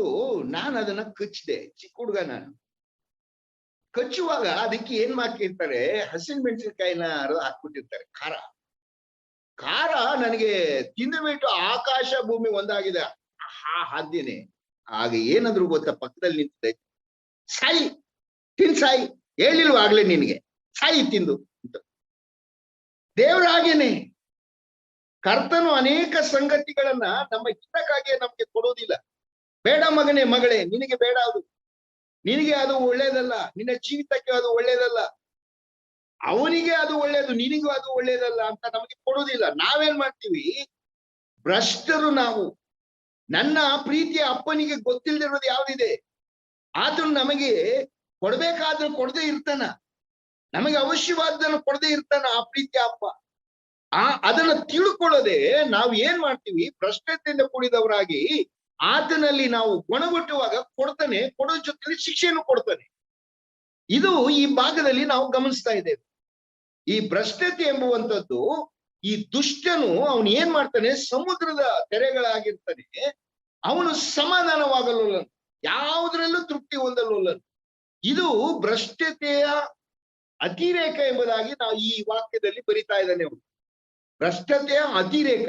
ಈ ಭ್ರಷ್ಟತೆ ಎಂಬುವಂಥದ್ದು ಸಾಮಾನ್ಯವಾಗಿ ಸಣ್ಣದಾಗಿ ಪ್ರಾರಂಭವಾಗ್ತದೆ. ಹೇಗೆ? ಆಶೆ ಹೋಗಿ ಕೊನೆಗೆ ತೃಪ್ತಿ ಇಲ್ಲದಂತ ಜೀವಿತಕ್ಕೆ ಅದು ನಡೆಸ್ತದೆ. ಒಣಗುಟ್ಟುವ ಜೀವಿತ, ಎಲ್ಲಾ ವಿಚಾರದಲ್ಲಿಯೂ ಅಸಮಾಧಾನ, ಯಾವಾಗ್ಲೂ ಮನಸ್ಸಿನಲ್ಲಿ ಗೊಂದಲ, ಯಾವಾಗ್ಲೂ ನನಗಿಲ್ಲ ಎಂಬುವಂತ ಈ ಯೋಚನೆಯಲ್ಲೇ ನಾವು ಕರ್ತನ ವಿರುದ್ಧವಾಗಿ ಯುದ್ಧ ಮಾಡ್ಲಿಕ್ಕೆ ಹೊರಟಂತವ್ರು ನಾವಾಗಿರ್ತೇವೆ. ಇದರಿಂದ ನಾವು ಅನೇಕ ಶಾಪ, ಕೊನೆಗೆ ನಿತ್ಯ ನಾಶನಕ್ಕೆ ಹೋಗುವ ಸ್ಥಿತಿಗೆ ಜಾರಿ ಹೋಗ್ತೇವೆ. ಕ್ರಿಸ್ತ ನಂಬಿಕೆಯನ್ನ ಬಿಟ್ಟು ನಾವು ಹೊರಟು ಹೋಗುವಂತ ಸ್ಥಿತಿಗೆ ಜಾರ್ತೇವೆ. ಇದರಿಂದ ಈ ಭ್ರಷ್ಟನು, ಈ ಈ ವ್ಯಕ್ತಿ ಸಮುದ್ರದ ತೆರೆಗಳಂತ ಅಲ್ಲಕಲ್ಲೋಲವಾದಂತ ಮನಸ್ಸುಗಳನ್ನ ನಾವು ಸ್ಥಿಮಿತದಲ್ಲಿ ಇಟ್ಟುಕೊಂಡು ಕರ್ತನ ಮಕ್ಕಳಾಗಿ ಯೋಗ್ಯರಾಗಿ ಜೀವಿಸ್ಬೇಕಾದ್ರೆ ನಾವು ಮೊದಲು ಮಾಡ್ಬೇಕಾದ 2-3 ಟಿಪ್ಸ್ ಕೊಡ್ತೇನೆ ನಿಮ್ಗೆ. ಯಾವ ರೀತಿಯಲ್ಲಿ ನಾವು ಜೀವಿಸಿದ್ರೆ ಈ ಭ್ರಷ್ಟತೆಗೆ ನಾವು ಒಳಗಾಗುವುದಿಲ್ಲ, ಯಾವಾಗ ನಾವು ತೃಪ್ತಿಯಿಂದ ಇರ್ತೇವೆ, ಯಾವಾಗ ನಾವು ಅಸಮಾಧಾನಗೊಳ್ಳುವುದಿಲ್ಲ. ನೋಡಿ, ಮೊದಲನೇದಾಗಿ ರೋಮಾಪುರದವರಿಗೆ ಬರೆದ ಪತ್ರಿಕೆ 8ನೇ ಅಧ್ಯಾಯ 28ನೇ ವಚನ. Romans chapter 8 verse 28. ರೋಮ 8:28. ಇದಲ್ಲದೆ ದೇವರ ಸಂಕಲ್ಪದ ಮೇರೆಗೆ ಕರೆಯಲ್ಪಟ್ಟು ಆತನನ್ನು ಪ್ರೀತಿಸುವವರ ಹಿತಕ್ಕಾಗಿ ಎಲ್ಲಾ ಕಾರ್ಯಗಳು ಅನುಕೂಲವಾಗುತ್ತವೆ ಎಂದು ನಮಗೆ ಗೊತ್ತದೆ. ಗಮನಿಸ್ರಿ, ಪೌಲನು ಏನ್ ಬರೀತಾನೆ? ದೇವರ ಸಂಕಲ್ಪದ ಮೇರೆಗೆ ಕರೆಯಲ್ಪಟ್ಟು, ಅಂದ್ರೆ ಯಾರು? ಎಫೆಸ ಬರೆದ ಪತ್ರಿಕೆ 1ನೇ ಅಧ್ಯಾಯ 4ನೇ ವಚನ. ಜಗದುತ್ಪತ್ತಿಗೆ ಮುಂಚೆ ಕ್ರಿಸ್ತನಲ್ಲಿ ನಮ್ಮನ್ನು ಆರಿಸಿಕೊಂಡ ದೇವರು ತನ್ನ ಪೂರ್ವ ಸಂಕಲ್ಪದ ಮೇರೆಗೆ ಕರೆಯಲ್ಪಟ್ಟವರು ಯಾರು ಯೇಸುಸ್ವಾಮಿ ಅಂಗೀಕರಿಸಿದ್ದಾರೆ ಅವರು ಕರೆಯಲ್ಪಟ್ಟವರು. ಸಂಕಲ್ಪದ ಮೇರೆಗೆ ಕರೆಯಲ್ಪಟ್ಟವರು ಮತ್ತು ಆತನನ್ನು ಪ್ರೀತಿಸುವವರು. ಪ್ರೀತಿಸುವವರ ಹಿತಕ್ಕಾಗಿ ಎಲ್ಲಾ ಕಾರ್ಯಗಳು ನಮ್ಮ ಅನುಕೂಲಕ್ಕೆ ಆಗ್ತವೆ. ಈ ಮನಸ್ಸು ನಿಮ್ಮಲ್ಲಿ ಇದ್ರೆ ನಾವು ಯಾಕೆ ನಾವು ಸಮುದ್ರದ ಅಲ್ಲೋಕಲ್ಲೋಲದಂತೆ ಗೊಣಗುಡ್ತೇವೆ? ಯಾವಕ್ಕೆ ನಾವು ಅತೃಪ್ತಿ ಪಡ್ತೇವೆ? ನನ್ನ ಜೀವಿತದಲ್ಲಿ ಏನಾಗ್ತಾ ಇದೆ ಅದು ನನ್ನ ಹಿತಕ್ಕೆ, ನನಗಿದು ಒಳ್ಳೇದಕ್ಕೆ ಆಗಿದೆ ಎಂಬುದನ್ನ ನೀನು ಪೌಲನು ಬರೀತಾ ಇದ್ದಾನೆ. ದೇವ ಸಂಕಲ್ಪ ಮೇಲೆ ಕರೆಯಲ್ಪಟ್ಟು ಆತನ ಪ್ರೀತಿಸುವ ಹಿತಕ್ಕಾಗಿ ಎಲ್ಲಾ ಕಾರ್ಯಗಳು ಅನುಕೂಲವಾಗುತ್ತವೆ. ನಮ್ಮ ಅನುಕೂಲಕ್ಕೆ ಈ ಕಾರ್ಯಗಳಾಗ್ತವೆ. ಒಮ್ಮೆ ಈ ಇಸ್ರೇಲಿನ ಪ್ರಧಾನಿ ವಾಲ್ಡಮೀರ್ ಸ್ತ್ರೀ ಲೇಡಿ, ಆಕೆಯಲ್ಲಿ ಈ ಪ್ರೆಸ್ ಅವರು ಒಂದು ಪ್ರಶ್ನೆ ಕೇಳಿದ್ರಂತೆ. ಆಕೆ ಪ್ರಧಾನಮಂತ್ರಿ ಆಗಿರುವಂತ ಸಮಯದಲ್ಲಿ, ನೀವು ಯಾವುದಕ್ಕೆ ದೇವರನ್ನ ಬಹಳವಾಗಿ ಸ್ತುತಿಸ್ತೀರಿ? ನಿಮ್ಮ ಜೀವಿತದಲ್ಲಿ ಯಾವ ವಿಷಯಕ್ಕೋಸ್ಕರವಾಗಿ ನೀವು ದೇವರನ್ನ ಸ್ತುತಿಸ್ತೀರಿ ಅಂತ ವಾಲ್ಡಮೀರ್ ಅವ್ರನ್ನ ಕೇಳುವಾಗ, ಆ ಸ್ತ್ರೀ ಅವರು ಪ್ರಧಾನಮಂತ್ರಿಯಾಗಿ ಅವರು ಹೇಳಿದ್ದಕ್ಕೆ, ಒಂದು ವಿಚಾರಕ್ಕೆ ನಾನು ದೇವರನ್ನು ಯಾವಾಗ್ಲೂ ಸ್ತುತಿಸ್ತೇನೆ, ನನಗೆ ಸೌಂದರ್ಯ ಕೊಡ್ಲಿಲ್ಲ, ಅದಕ್ಕೆ ದೇವರನ್ನು ಸ್ತುತಿಸ್ತೇನೆ ಅಂದ್ರೆ. ಅವ್ರು ಅಷ್ಟು ರೂಪವತಿ ಆದವರಲ್ಲ. ಆಗ ಪ್ರೆಸ್ ಅವ್ರು ಕೇಳಿದ್ರಂತೆ, ಎಲ್ಲರೂ ಇದು ವಿಚಿತ್ರವಾದ ಉತ್ತರ ಕೊಡ್ತಾ ಇದ್ದೀರಲ್ಲ, ಅದ್ರ ಹಿನ್ನೆಲೆ ಏನು ಅಂತ ಕೇಳಿದ್ರಂತೆ. ಆಗ ಅವ್ರು ಹೇಳಿದ್ರಂತೆ, ನಾನು ದೇವರು ನನಗೆ ಸೌಂದರ್ಯವನ್ನು ಕೊಟ್ಟಿದ್ರೆ ಯಾರೋ ಒಬ್ಬ ವ್ಯಕ್ತಿಯನ್ನ ಮದುವೆಯಾಗಿ 4 ಮಕ್ಕಳನ್ನು ಎತ್ತು ಆ ಕುಟುಂಬಕ್ಕೆ ಮಾತ್ರ ತಾಯಿಯಾಗಿರ್ತಿದ್ದೆ. ನನಗೆ ಸೌಂದರ್ಯ ಕೊಡದೇ ಇದ್ದಿದ್ರಿಂದ ಈ ದಿವಸ ನಾನು ರಾಜಕೀಯವಾಗಿ ನಾನು ಓದಿ ಅದರಲ್ಲಿ ನಾನು ಪ್ರಯತ್ನ ಪಟ್ಟು ಈ ದಿವಸ ಇಡೀ ದೇಶಕ್ಕೆ ಮಾತೆ ಆಗಿದ್ದೇನೆ. ಒಂದು ದೇಶಕ್ಕೆ, ದೇವ ಜನಾಂಗದ ಈ ದೇಶಕ್ಕೆ ಪ್ರಧಾನಮಂತ್ರಿ ಆಗಿದ್ದೇನೆ. ಒಂದು ವೇಳೆ ಸೌಂದರ್ಯವಾಕ್ಯ ಇದು ಆಗ್ತಾ ಇರ್ಲಿಲ್ಲ, ನನಗೆ ಸಾಧ್ಯ ಆಗ್ತಾ ಇರ್ಲಿಲ್ಲ. ಅದರಿಂದ ಈ ರೀತಿಯಲ್ಲಿ ನನಗೆ ಕೊರತೆ ಕೊಟ್ಟಿದ್ದೇ ನನ್ನ ಹಿತಕ್ಕೆ. ಎಷ್ಟೋ ಜನ ನಾವು ಇದನ್ನು ಯೋಚನೆ ಮಾಡ್ತೇವೆ. ಈ ದಿವಸ ಭ್ರಷ್ಟತೆ ಅನ್ನುವಂಥದ್ದು ಏನು? ನಾನು ನೀನು ಯಾವಾಗ್ಲೂ ಕೂಡ ಮನಸ್ಸಿನಲ್ಲಿ ಕೊರಗುವಂಥದ್ದು. ನನಗಿಲ್ಲ, ನನಗದಿಲ್ಲ, ನನಗದು ಕೊಟ್ಟಿಲ್ಲ, ಇದು ಕೊಟ್ಟಿಲ್ಲ, ಅದು ಕೊಟ್ಟಿಲ್ಲ. ವಾಕ್ಯ ಹೇಳ್ತದೆ, ನೀನು ನಿನಗಿರುವುಗಳ ತೃಪ್ತನಾಗಿರು, ನಾನೇ ಇದ್ದೀನಲ್ಲ ನಿನ್ ಜೊತೆಗೆ, ನಿನ್ನನ್ನ ಕೈ ಬಿಡುವುದಿಲ್ಲ, ತೊರೆಯುವುದಿಲ್ಲ. ನಾನು ಪರಾತ್ಪರನಾದ ಕರ್ತನು ನಮಗೆ ಕೊಡುವ ಆಶ್ವಾಸನೆ, ನಾನು ನಿನ್ನ ಜೊತೆಯಲ್ಲಿ ಇದ್ದೇನೆ, ಯಾಕೆ ನೀನು ಭಯ ಪಡ್ತಿ? ನಮ್ಮಲ್ಲಿ ಈ ನಂಬಿಕೆ ಅನ್ನುವಂಥದ್ದು ಇರುವುದಾಗಿದ್ರೆ, ದೇವರ ವಾಕ್ಯ ಹೇಳ್ತದೆ, ನಂಬಿಕೆ ಇಲ್ಲದೆ ಯಾರೂ ದೇವರನ್ನ ಮೆಚ್ಚಿಸ್ಲಿಕ್ಕೆ ಸಾಧ್ಯತೆ ಇಲ್ಲ. ದೇವರ ಬಳಿಗೆ ಬರುವವನು ಕರ್ತನಿದ್ದಾನೆ ಅಂತ ನಂಬಬೇಕು. ಇಬ್ರಿಯ ಬರೆದ ಪತ್ರಿಕೆ 11ನೇ ಅಧ್ಯಾಯ 1ನೇ ವಚನ ನಾವು ಓದ್ತೇವೆ, 11:6 ಕೂಡ ಓದ್ತೇವೆ. ಮತ್ತೆ ನಮಗೆ ರಕ್ಷಣೆ ಆಗುವುದು ಹೇಗೆ? ಎಫೆಸದವರಿಗೆ ಬರೆದ ಪತ್ರಿಕೆ 2ನೇ ಅಧ್ಯಾಯ 8ರಿಂದ 9 ವಚನ, ನಂಬಿಕೆಯ ಮೂಲಕ ಕೃಪೆಯಿಂದಲೇ ರಕ್ಷಣೆ ಹೊಂದಿದವರಾಗಿದ್ದೀರಿ. ನಂಬಿಕೆಯ ಮೂಲಕ ರಕ್ಷಣೆ. ನಂಬಿಕೆ ಇಲ್ಲದೆ ರಕ್ಷಣೆ ಹೊಂದಲಿಕ್ಕೆ ಸಾಧ್ಯತೆ ಇಲ್ಲ. ಯೋಹಾನ್ ಬರೆಸುವ ವಾರ್ತೆ 1ನೇ ಅಧ್ಯಾಯ 12ನೇ ವಚನ, ಯಾರ್ಯಾರೋ ಆತನನ್ನ ಅಂಗೀಕರಿಸುವ ಅಂದ್ರೆ ಆತನ ಹೆಸರಿನಲ್ಲಿ ನಂಬಿಕೆ ಇಟ್ರು ಅವರಿಗೆ ಮಾತ್ರ ದೇವರ ಮಕ್ಕಳಾಗುವಂತ ಅಧಿಕಾರ. ನಂಬಿಕೆ ಅಂದ್ರೆ ಅರ್ಥ ಏನು? ಯಾಕೋಬನ ಬರೆದ ಪತ್ರಿಕೆ 2ನೇ ಅಧ್ಯಾಯ 19 ಮತ್ತೆ 26ನೇ ವಚನದಲ್ಲಿ ಕ್ರಿಯೆಗಳಿಲ್ಲದ ನಂಬಿಕೆ ವ್ಯರ್ಥವಾದದ್ದು. ನಂಬಿದ್ದೇನೆ ಅಂತ ಹೇಳುವನು ಕ್ರಿಯೆಯಲ್ಲಿ ತೋರಿಸ್ತಾನೆ, ಕಾರ್ಯದಲ್ಲಿ ಇಲ್ಲದಿರುವಂತ ನಂಬಿಕೆ ಅದು ನಂಬಿಕೆ ಅಲ್ಲ. ಈ ದಿವಸ ನಾನು ನೀನು ಕರ್ತನಾದ ಯೇಸು ಸ್ವಾಮಿ ನಂಬಿದ್ದೇವೆ, ಆತನು ನನ್ನನ್ನು ರಕ್ಷಿಸಿದ್ದಾನೆ, ನಾನು ನಿತ್ಯ ಕಾಲಕ್ಕೆ ಜೀವಿಸ್ಲಿಕ್ಕೆ ಹೋಗ್ತೇನೆ, ನನ್ನ ರಾಜ್ಯವು ಪರಲೋಕ ರಾಜ್ಯ, ನಾನು ಅಲ್ಲಿ ಶಾಶ್ವತವಾದಂತಹ ಪಟ್ಟಣ ಯೆರೂಸಲೇಮ್ ಪಟ್ಟಣದಲ್ಲಿ ವಾಸ ಮಾಡ್ಲಿಕ್ಕೆ ಹೋಗ್ತೇನೆ, ಅಲ್ಲಿ ನನಗೆ ಕಣ್ಣೀರಿಲ್ಲ, ಅಲ್ಲಿ ನನಗೆ ದುಃಖ ಇಲ್ಲ, ಅಲ್ಲಿ ಮರಣ ಇಲ್ಲ, ಅಲ್ಲಿ ನನಗೆ ಮಹಿಮಾ ಶರೀರವು ಕೊಡಲ್ಪಡ್ತದೆ, ಅಲ್ಲಿ ನಾನು ಕರ್ತನನ್ನು ಸರ್ವ ಕಾಲಕ್ಕೆ ಆರಾಧಿಸ್ತೇನೆ, ಅಲ್ಲಿ ನಾನು ಕರ್ತನ ಜೊತೆಯಲ್ಲಿದ್ದು ಆಳುವವನಾಗಿರ್ತೇನೆ. ಈ ಎಲ್ಲಾ ಸತ್ಯಗಳನ್ನ ನೀನು ನಾನು ನಂಬಿದ್ರೆ ನನ್ನ ಜೀವಿತ ಹೇಗಿರ್ತದೆ? ಈ ಲೋಕದಲ್ಲಿ ಯಾವುದೇ ಕಾರ್ಯಗಳಾಗ್ಲಿ, ಯಾವುದೇ ಸಂಗತಿಗಳಾಗ್ಲಿ, ಇವೆಲ್ಲವೂ ನನ್ನ ಹಿತಕ್ಕೆ. ನನ್ನ ಕರ್ತನು ನನ್ನ ಜೊತೆಯಲ್ಲಿ ಇದ್ದಾನಲ್ವಾ, ಕರ್ತನು ನನಗೆ ಯಾವ ಅಹಿತವನ್ನು ಮಾಡಿಯಾನು, ಹೇಗೆ ನನಗೆ ಕರ್ತನು ನನ್ನನ್ನು ಬಿಟ್ಟು ಬಿಟ್ಟಾನು, ಎಂದಿಗೂ ಸಾಧ್ಯವಿಲ್ಲ. ಆದ್ರಿಂದ ಈ ಸಂಗತಿ ನೀನು ತಿಳ್ಕೊಳ್ಳುವಾಗ ನೀನು ತೃಪ್ತಿ ಪಡ್ತಿ, ನೀನು ಅಸಮಾಧಾನಗೊಳ್ಳುವುದಿಲ್ಲ, ಗುಣಗಲಿಕ್ಕೆ ಹೋಗುವುದಿಲ್ಲ, ನೀನು ಭ್ರಷ್ಟನಾಗುವುದಿಲ್ಲ. ಭ್ರಷ್ಟನಾಗದೇ ಇರಬೇಕಾದ್ರೆ ನೀನು ಇದನ್ನ ಗಮನದಲ್ಲಿ ಇಟ್ಕೊಳ್ಬೇಕು.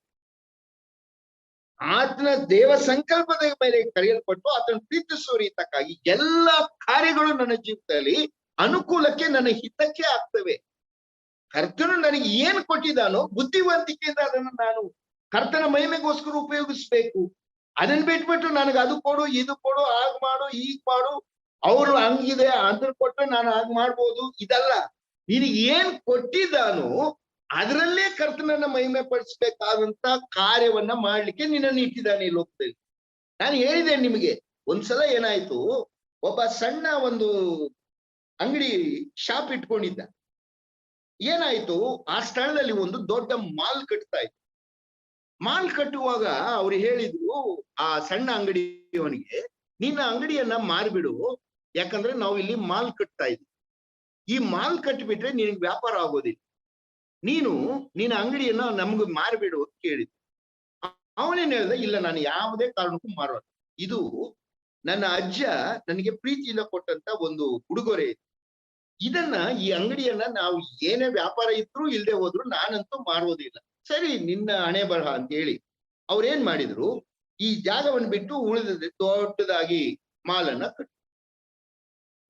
ಕಟ್ಟಿ ಮುಗಿಸಿದ್ರು. ಈಗ ಮಾಲ್ ಓಪನ್ ಆಗುವ ದಿವಸ ದೊಡ್ಡದಾಗಿ ಬೋರ್ಡ್ ಹಾಕಿದ್ರು, ಗ್ರೇಟ್ ಓಪನಿಂಗ್ ಅಂತ ಬೋರ್ಡ್ ಹಾಕಿ ಮಾಲ್ ಮೇಲೆ. ಜನಸಾಗರ ಆ ದಿವಸ ಬರ್ತದೆ ಅಂತೇಳಿ ಗ್ರೇಟ್ ಓಪನಿಂಗ್ ಅಂತ ಬೋರ್ಡ್ ಹಾಕಿ. ಇವನೇನ್ ಮಾಡ್ದ, ಇವನು ಯೋಚನೆ ಮಾಡ್ದ, ಈಗ ಮಾಲ್ ಓಪನ್ ಆಗೋಯ್ತು, ನನ್ನ ಚಿಕ್ಕ ಬಟ್ಟೆ ಅಂಗಡಿ ಯಾರು ಬರ್ತಾರೆ, ಇವನು ಬುದ್ಧಿ ಉಪಯೋಗಿಸ್ದ. ಅವನು ಗ್ರೇಟ್ ಓಪನಿಂಗ್ ಅಂತ ಬೋರ್ಡ್ ಹಾಕದ, ಇವನು ಒಂದು ಬೋರ್ಡ್ ಹಾಕದ, ಮೇನ್ ಎಂಟ್ರೆನ್ಸ್ ಅಂತ ತನ್ನ ಅಂಗಡಿಗೆ ಬೋರ್ಡ್ ಹಾಕದ. ಏನಾಯ್ತು, ಬಂದವರೆಲ್ಲ ಓ ಗ್ರೇಟ್ ಓಪನಿಂಗ್ ಎಂಟ್ರೆನ್ಸ್ ಎಲ್ಲಿದೆ, ಇವನ ಅಂಗಡಿಗೆ ಹಾಕೋಣ, ನೀವು ಮೇನ್ ಎಂಟ್ರೆನ್ಸ್ ಅಂತ. ಬಂದವರೆಲ್ಲ ಇವನ ಅಂಗಡಿಗೆ ನುಗ್ಗು. ನನ್ನ ಪ್ರಶ್ನೆ ಏನಂದ್ರೆ, ಇವತ್ತು ಕರ್ತನು ನನಗೆ ನಿನಗೆ ಏನನ್ನ ಕೊಟ್ಟಿದ್ದಾನೆ ಅದರಲ್ಲಿ ನಾವು ತೃಪ್ತಿ ಹೊಂದಿ ಅದರಿಂದ ಕರ್ತನನ್ನ ಮಹಿಮೆ ಪಡಿಸ್ಬೇಕು. ಇದು ಕರ್ತನ ನೀರು, ಇದು ನಿಜ ವಿಶ್ವಾಸಿಗಳು ನಡ್ಕೊಳ್ಬೇಕಾದಂತ ರೀತಿ. ಎಲ್ಲೇ ಹೋದ್ರೆ ನಾವು ಕೂಡ ಈ ಭ್ರಷ್ಟರಂತೆ ಅಲ್ಲಕಲ್ಲೋಲವಾದಂತ ಸಮುದ್ರ, ಸದಾ ಗೊಣಗುಟ್ಟಬಹುದು, ಸದಾ ಅದಿಲ್ಲ ನಮಗೆ, ಇದಿಲ್ಲ ನಮಗೆ, ಹಾಗಾಗಿಲ್ಲ, ಹೀಗ್ ಮಾಡ್ಲಿಲ್ಲ, ಹಾಗ್ ಮಾಡಿದ್ರೆ ಹೀಗ್ ಮಾಡ್ತಾ ಇತ್ತು ಅಂತ ಹೇಳಿ ಕರ್ತನಿಗೆ ಬುದ್ಧಿ ಹೇಳಲಿಕ್ಕೆ ಹೋಗುವಂತವ್ರು. ಅವನು ಬರೀತಾನೆ ಯೆಶಾಯನು, ಮಣ್ಣು ತಾನು ಒಂದು ಮಡಿಕೆ ತನ್ನನ್ನ ನಿರ್ಮಿಸಿದ ಯಜಮಾನನನ್ನ ನನ್ನನ್ನು ಈ ಕಾರ್ಯಕ್ಕೋಸ್ಕರ ಯಾಕೆ ಸೃಷ್ಟಿ ಮಾಡಿದೆ ಅಂತ ಪ್ರಶ್ನೆ ಕೇಳಲಿಕ್ಕೆ ಆಗ್ತದ ಅಂತ ಹೇಳ್ತಾನೆ. ನನ್ನನ್ನು ನಿನ್ನನ್ನು ಸೃಷ್ಟಿ ಮಾಡುವಂತ ಸೃಷ್ಟಿಕರ್ತನಿಗೆ ಪ್ರಶ್ನೆ ಕೇಳಲಿಕ್ಕೆ ಹೊರಡ್ತೇವೆ ನಾನು ನೀವು. ಎಂತ ದುಷ್ಟ ಜನರು ನಾನು ನೀವು ಹೇಳ್ರಿ. ಕರ್ತನ ನಿಮ್ಮನ್ನು ಕುರಿತು ಏನು ಯೋಚನೆ ಮಾಡಿಯಾನು? ನಾವು ಆತನ ಮಕ್ಕಳಾಗಿ ಜೀವಿಸುವಾಗ, ಆತನಲ್ಲಿ ನಾವು ಇರುವಾಗ, ಆತನು ಪ್ರತಿಯೊಂದು ಕಾರ್ಯವನ್ನು ತನ್ನ ಹಿಡಿತದಲ್ಲಿ ಇಟ್ಟುಕೊಂಡು ನಮ್ಮ ಹಿತಕ್ಕಾಗಿಯೇ ಆತನು ಕಾರ್ಯ ಮಾಡುವಂತವನು. ಇದನ್ನ ನಾವು ಅರ್ಥ ಮಾಡಿಕೊಂಡ್ಬಿಟ್ರೆ ಖಂಡಿತವಾಗಿ ನಾವು ಭ್ರಷ್ಟರಾಗ್ಲಿಕ್ಕೆ ಸಾಧ್ಯತೆ ಇಲ್ಲ. ಈ ಅಲ್ಲೋಕಲ್ಲೋಲವಾದಂತ ಸಮುದ್ರದ ಮನಸ್ಸು ನಮ್ಮಲ್ಲಿ ಇರ್ಲಿಕ್ಕಾಗುವುದು. ಈ ಕಾರಣದಿಂದ ಇಲ್ಲಿಗೆ ನನ್ನ ಸಮಯ ಆಗಿದ್ರಿಂದ ನಿಲ್ಲಿಸ್ತೇನೆ. ಮುಂದಿನ ವಾರ ಮುಂದುವರಿಸ್ತೇನೆ ನಾನು. ಈಗ ನನ್ನ ಪ್ರಿಯ ದೇವ ಮಕ್ಕಳೇ, ಇಲ್ಲಿ ಅವನು ಏನ್ ಬರೀತಾ ಇದ್ದಾನೆ, ಸಮುದ್ರದ ಅಲ್ಲೋಕಲ್ಲೋಲವಾದಂತ ಮನುಷ್ಯರು ಇವರು. ಇವರ ಮನಸ್ಸು ಹೇಗಿರ್ತದಂದ್ರೆ ಸದಾ ಅಲ್ಲೋಕಲ್ಲೋಲ. ಇದು ಒಂದೇ ವಿಭಾಗದಲ್ಲಿ ಅಲ್ಲ, ಇವರು ಆತ್ಮಿಕವಾದ ವಿಭಾಗ, ಲೌಕಿಕವಾದ ವಿಭಾಗ, ಕುಟುಂಬದ ಜೀವಿತ, ಸಾಮಾಜಿಕ ಜೀವಿತ, ಎಲ್ಲಾ ಕಡೆಯಲ್ಲೂ ಕೂಡ ಇವರು ಒಂದು ರೀತಿಯಲ್ಲಿ ತಿರುಗಿ ಬೀಳುವವರು ಆಗಿರ್ತಾರೆ. ತಿರುಗಿ ಬೀಳುವವರು ಯಾಕಂದ್ರೆ ಇವರಿಗೆ ಸಮಾಧಾನ ಇಲ್ಲ. ಇವರಿಗೆ ಸಮಾಧಾನವಾಗುವುದೂ ಇಲ್ಲ. ಇದು ಏನು ಸ್ಥಿತಿಗಳು ಎಂಬುದನ್ನ ಮುಂದಿನ ವಾರ ನಾನು ತಿಳಿಸ್ತೇನೆ ನಿಮ್ಗೆ. ನೋಡ್ರಿ, ಮೊದಲು ನಾವು ಈ ಭ್ರಷ್ಟತೆಗೆ ಹೋಗ್ಬಾರದು ಅನ್ನೋದಾಗಿದ್ರೆ, ಯೋಗ್ಯರಾಗಿ ಕರ್ತನಿಗೆ ಮೆಚ್ಚುಗೆಯಾಗಿ ಜೀವಿಸ್ಬೇಕಾದ್ರೆ ಮೊದಲು ನಾವು ಮಾಡ್ಬೇಕಾದ ಕೆಲಸ ಏನಂದ್ರೆ, ನಿಮ್ಮ ಜೀವಿತದಲ್ಲಿ ರೋಮನ್ಸ್ ಚಾಪ್ಟರ್ 8:28 ಅಲ್ಲಿ ಓದುವಂತೆ ಎಲ್ಲವೂ ನನ್ನ ಅನುಕೂಲಕ್ಕೆ ಆಗ್ತದೆ ಎಂಬುದನ್ನ ಮೊದಲು ಗ್ರಹಿಸ್ಬೇಕು. ಎರಡನೇದು ಯಾವುದು, ಮೂರನೇದು ಯಾವುದು, ನಾಲ್ಕನೇದು ಯಾವುದು, ಇನ್ನು 2-3 ಅಂಶಗಳಿವೆ. ಅದನ್ನ ಮುಂದೆ ತಿಳಿಸಿ ಆಮೇಲೆ ಈ ಭ್ರಷ್ಟರ ಅಂತ್ಯಸ್ಥಿತಿ ಏನು, ಈ ಭ್ರಷ್ಟರು ಎಲ್ಲಿ ಹೋಗ್ತಾರೆ, ಏನಾಗ್ತದೆ ಎಂಬುದನ್ನ ಮುಂದಿನ ವಾರ ನಾನು ತಿಳಿಸ್ಲಿಕ್ಕೆ ಹೋಗ್ತೇನೆ. ದಯಮಾಡಿ ನಾವು ಪ್ರತಿಯೊಬ್ಬರು ಈ ಭ್ರಷ್ಟರ ಲಿಸ್ಟ್ ಪಟ್ಟಿಯಲ್ಲಿ ನಾವಿದ್ದೇವ.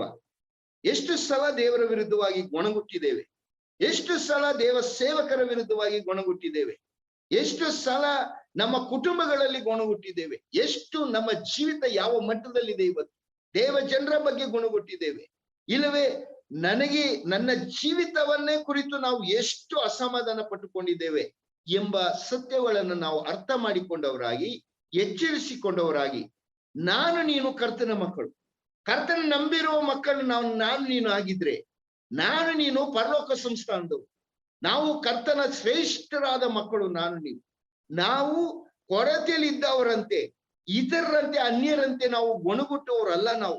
ನಾವು ಸದಾ ಕೀರ್ತನೆ ವಿಜ್ಞಾಪನೆಗಳನ್ನು ಮಾಡುತ್ತಾ ಕರ್ತನಿಗೆ ಸ್ತುತಿ ಪದಗಳನ್ನು ಆಡ್ರಿ, ಉಲ್ಲಾಸಿಸಿರಿ, ಸಂತೋಷಿಸಿರಿ ಎಂಬುದಾಗಿ ಪೌಲನು ಹೇಳ್ತಾನೆ.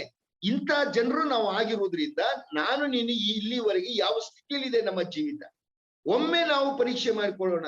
ಒಂದು ವೇಳೆ ನೀನೇ ಈ ಭ್ರಷ್ಟರು ಈ ಸಮುದ್ರದ ತೆರೆಗಳ ರೀತಿಯಲ್ಲಿ ಭ್ರಷ್ಟರಾಗಿ, ದುಷ್ಟರಾಗಿ ನಾವು ಜೀವಿಸ್ತಾ ಇರುವಂತ ವ್ಯಕ್ತಿಗಳು ನಾವೇ ಆಗಿರ್ಬೋದು. ನಾವು ಅದನ್ನು ಸರಿಪಡಿಸಿಕೊಳ್ಳಿಕ್ಕೆ ಆಗುವಂತೆ ಕರ್ತನ ವಾಕ್ಯವು ನಮ್ಮನ್ನು ಆಶೀರ್ವದಿಸಲಿ. ಮುಂದಿನ ವಾರ ನಾನು ಇದನ್ನು ಮುಂದುವರಿಸ್ತೇನೆ, ಕನ್ಕ್ಲೂಡ್ ಮಾಡ್ತೇನೆ. ದೇವರು ತಾನೇ ವಾಕ್ಯಗಳನ್ನು ಆಶೀರ್ವದಿಸಲಿ. ಕರ್ತನ ನಾಮಕ್ಕೆ ಸ್ತೋತ್ರವಾಗಲಿ. ಆಮೆನ್.